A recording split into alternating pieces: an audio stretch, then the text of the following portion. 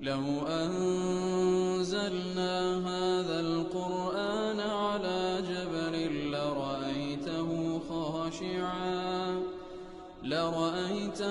خاشعا متصدعا من خشية الله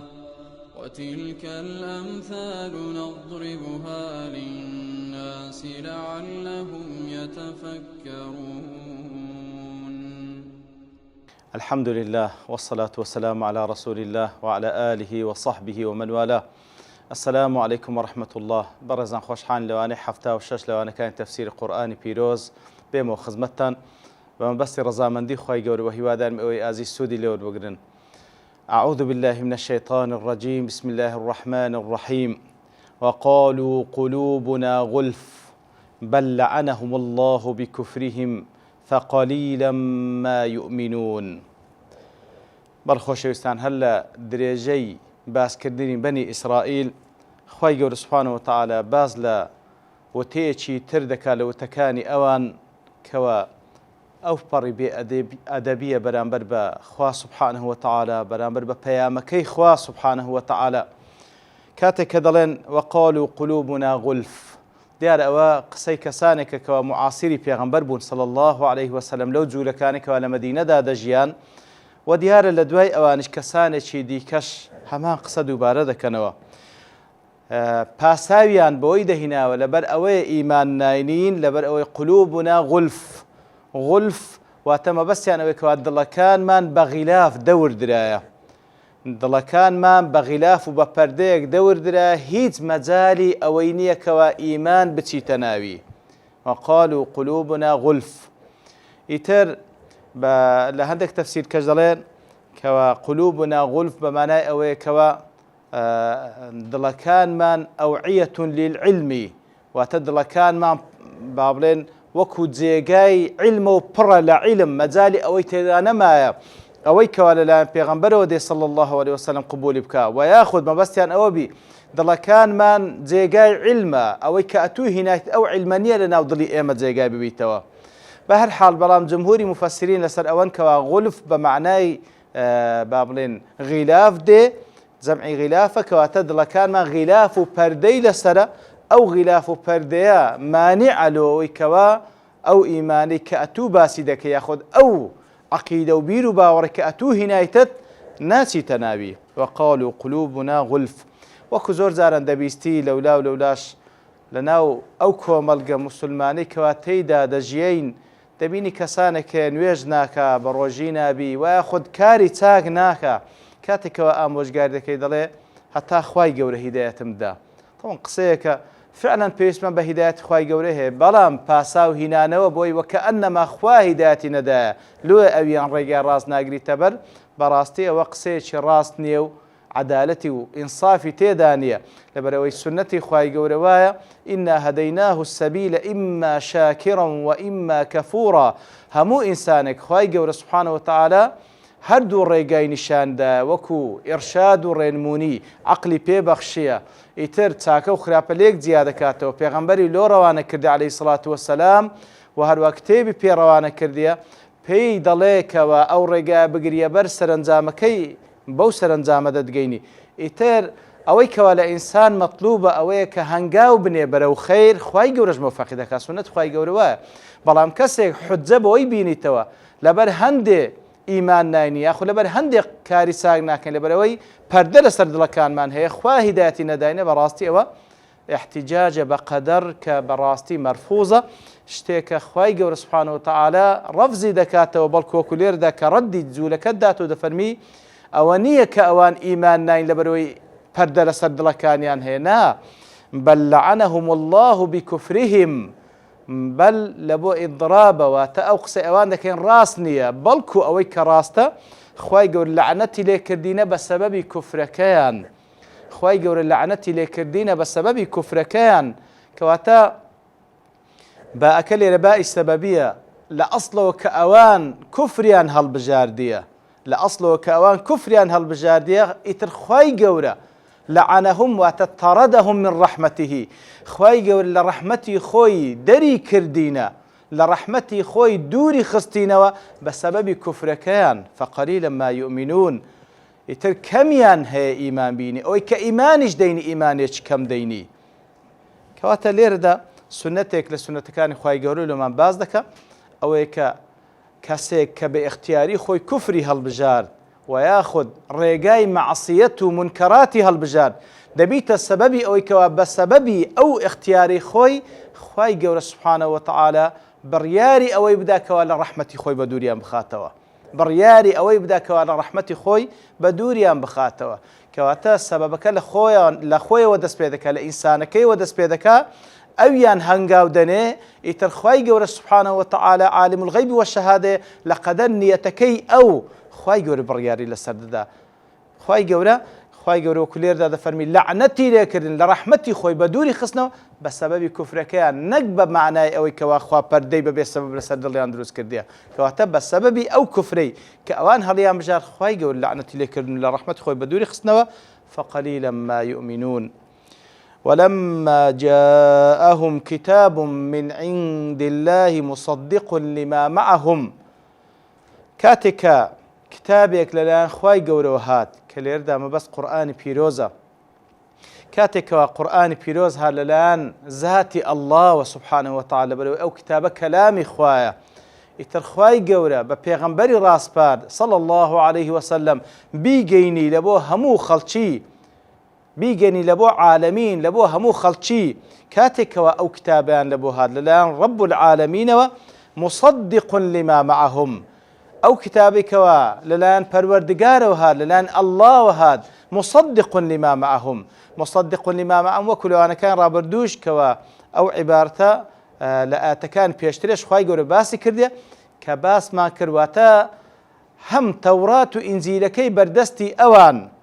تەصدیقی قورئانی پیرۆز دەکا هەم قورئانی پیرۆز تەصدیقی تەورات و ئینجیلەکەی ئەوان دەکا کەواتە تەصدیقی با بڵێن تەورات و ئینجیل لەبە قورئانی پیرۆز بەوەی کەوا لە تەورات و لە ئینجیل باس کرایەوە پێغەمبەری کۆتازەمان و پێغەمبەری خاتەم دێ و کتێبێکی پێیە ئیتر هاتنی قورئانی پیرۆز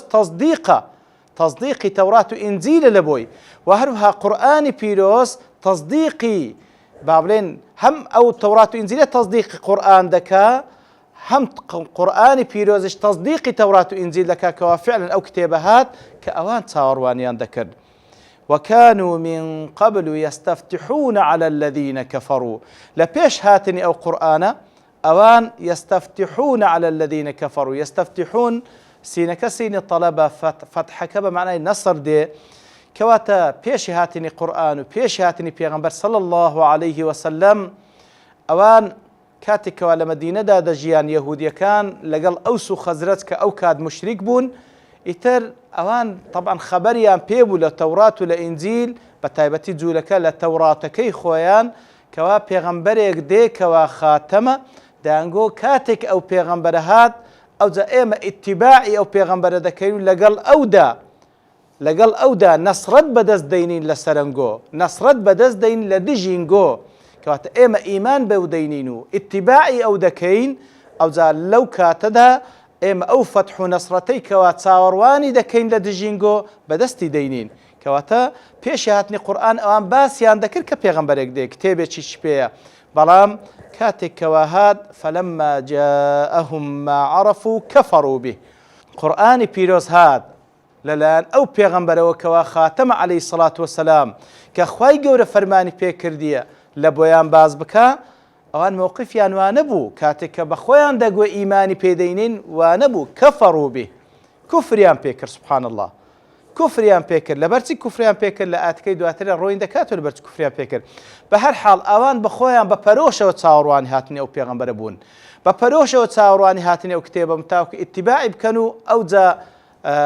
نەسرەت و فەتح بەدەست بین لە دژی مشریکین بەڵام کە هات کەفەڕوا به بەڵکو ئەوان بوون یەکەم کەس وەکو لە ئاتەکان پێشترێ ئەوەلە کافرین به ئەوان بوون یەکەم کەس کەوا زانیان حەقە و ئەوجا کوفریشان پێکرد تا خوای گەورە فلعنة الله على الكافرين لعنەتی خوا لەسەر کافران لعنەتی خوا لەسەر کافران کاتێکەوە لێردا خوای گەورە سوبحانه وتعالى باسيان دكا فلما جاءهم ما عرفوا كفروا به فلعنة الله عليهم نافرمي فلعنة الله عليهم فلعنة الله على الكافرين الإظهار في موقع الإضمار ليردا بديار خستني أو كسا لكاتك دا كوا بضمير دكرا باسي بكري فوائده سودي لوردجيري يكام لبوي كوا خواي قور بدياري بيخي كأوان بسبب تي لعنتيان لكرا بسبب ويكوا كافرا فلما جاءوا ما عرفوا كفروا بي يتلعنتي خوال كافران كواتا أوان كلعنتيان لكرا دور خرانو لرحمة خواي قور بسبب تي بسبب كفريان أو يك لسود كاينتي دوام سود بديار خستني بعمل وقت تازة باسمك بديار خستني أو ضميري لكاتك دا كذكرا بضمير باس بكري بلام خواي قور إظهاري دكا لبو أوي كواتيما بقيني خواي قور تعميمي أو حكمة دكا تعميمي دكا نكهر لبوان هر كسيق هلويستي وكو هلويستي أوان بي كوا بزاني أو حقو أو جا كفري شي بيبكا أو كافر ولعنتي خوالها مكافران أو كافرة ولعنتي خواج لها مكافران كواتا أو السودكاني تلوي خواي قول سبحانه وتعالى نافن فلعنة الله عليهم بل فلعنة الله على الكافرين أولا تاكو حكمي كفريان بسر دابدا بسبب أويكوا أوان كدشيان زاني أو حقا أو جا كفريان بيك يتلعنة إخوة بسبب أويكوا كفريان بيكر وهروها كافر بون بموقفين وهروها التعميمي شدكات كوا هر كسيك هلويستي أوان بي أو كافر لعنتي إخوة لها مكافرانش لير دا بابتش كديت بيش كاتك واخواي قرباس للعنت دكا ليرة أو حكمة عامة ليرة ولا تندين زي قايدي كخواي يقول لعنت لتندين كز دكا وصفيان دكا أو وصفاني كخواي قرب سبحانه وتعالى لبو أو كسانة باسكر ليرة دا خواي يقول لعنت لكافران دكا أو حكمة عامة لعنتي خوال كافران بلام دكري إما بالتحديد بلين لعنتي خوال لفلان ولفلان ولفلان لكسان شي الزنديان مردي هو بابتك لو لام دا وكو الشيخ ابن عثيمين رحمة خوالي بدلي أو حكمة عامة دكري إماش وكو خواي قورة كفرموتي إماش بلين لعنة الله على الكافرين بلام بالتعيين تحديد كدني أشخاص لزندي ولا مرديان دلين نقلبوا إما جائزنية بلام وكو حكمة عام بلي دلين فلعنة الله على الكافرين فأكفاء التعقيب لسر كفر كيوان خواي يقول لعنة لكردن دا فرم لبرو بيغمبر صلى الله عليه وسلم كاتك لعنتي لكسانك ذكر اللهم إلعن فلان وفلان وفلان خواي قول آتي دابزان وكل سورة آل عمران هاتية ليس لك من الأمر شيء أو يتوب عليهم أو يعذبهم فإنهم ظالمون كاتب بالنسبة للزنديان لعنتي لعنتي اللي مكة تقول لعنت لكردن وتدور خصنوي لرحمة خوا دعاء كواخوا لرحمة خوي بدور يام خاتوا خواهي قول فرموي ليس لك من الأمر شيء بيغمبر ده فرمي صلى الله عليه وسلم بابلين مصيري أو كسانا بتكوتاي بيدي أو لدى صلاتي تو داني لدى صلاتي خوايا سبحانه وتعالى لو أنا خواهي قول روجك لرجان توبيان ليقبلك هدايتي أم دالبو توبة بكن لبرتي دعاي لعنتيان لذكي ياخد عذابيان بدا لو يا بيغمبر صلى الله عليه وسلم قد غكرا لعنت لي كردن لفلان وفلان بابلين ده تعيين كردني أشخاص بلام تعيين بابلين بعام أو حكمة عامة وكنت ما بيغمبر صلى الله عليه وسلم دفرمي وإيمش لبو من هي لعنت لو كسانم كخوا دفرمي ببيت تحديد كردني أشخاص بلام بعام دكري أو بالنسبة للزنديان بلا قوتمان خواي قولنا هي لكردينا لو هي لبيغمبر صلى الله عليه وسلم كوا لعنتيان لمكة أو مصيريان بدستونيا ودعاء وان لمكة كوا دور كون الرحمة خواي يقول بالنسبة للمرديانيش بلا بيغمبر صلى الله عليه وسلم دفرمي لا تسبوا الأموات لحديث صحيح ده لا تسبوا الأموات جوين بمرديان مدن لازمني جوينش لعنت لكردنا فإنهم قد أفضوا إلى ما قدموا لبروي كساني كوا مردن يتدقرين ولو أو كارو كردوي كوا كرديتيان دقرين وسر أو كارو كردوي خواي قور باداشت ومصيرو بابرين جزايان داتو بيجناك أنقول لعنتيان لبكن كواتا خلاصي كلام لعنت لزندي ولا مرديان ناكره بالتحديد بأشخاص بلام لعنت لطوائف ذكري لعنت لكسانك ذكري وكخواي قور بعام لعنتيان لكده لعنت يخال كافران لعنت يخال ظالمان بلام بالتحديد ناوهینانی کەسانێک ئەوە خوای گەورە نەهی لێ کردینە لە دنیادا کەواوەکو نەهی لە پێغەمبەر کرد صلی الله عليه وسلم و هەروە بەنسبەت مردیانش لەبەرەوەی ئەوان تازە لە عالەمی عەمەل دەرچوون چوونە ئەو عالەمە و ئەو دنیای کەوا ڕوبەڕووی پاداشت و سزای کردەوەکانیان دەبنەوە و ئیتر بەو شێوەیە خوای گەورە سوبحانه وتعالى فێرمان دەکا کە ئەگەر لەعنەتش بکەین تەنها لە تەوائف بکەین نەوەک لە کەسانێک بە تەعیین و بە ئەشخاص بکەین. لە خوای گەورە دەپاڕێنەوە بۆ شێوە شارەزامم کە لە دینی خۆی بەوەی شێوەی کە بە خۆی دەیوێت سوبحانه وتعالى ببیتە مای ڕەزامەندی ئەو موفقمان بکات بۆ کارکردن بەو فەهمێکەوە تێی دەگەین ئینشاء الله تعالى تاوەکو بەڕسوپیاتی بگەڕێینەوە خزمەت پەروەردگار وصلى الله وسلم على نبينا محمد وعلى آله وصحبه أجمعين وآخر دعوانا أن الحمد لله رب العالمين. لو أنزلنا هذا القرآن على جبل لرأيته خاشعا متصدعا من خشية الله وتلك الأمثال نضربها للناس لعلهم يتفكرون.